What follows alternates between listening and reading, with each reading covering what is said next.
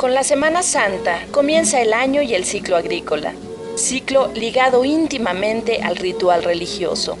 Inicia con la ceremonia de curación de la semilla. Entre el 2 de febrero y el 15 de abril se preparan las tierras para la siembra.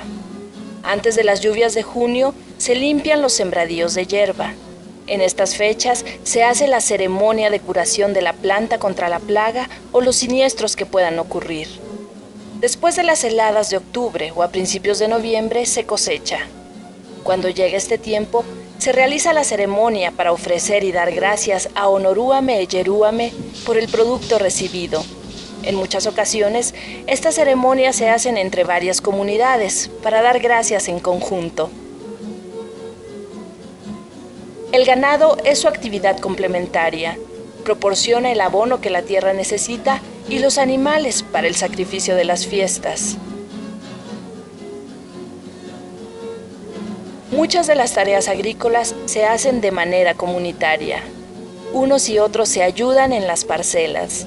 Al final de la jornada se ofrece batari y comida a los participantes. Así es como les han enseñado los ancianos. Así es como lo hacían sus antepasados.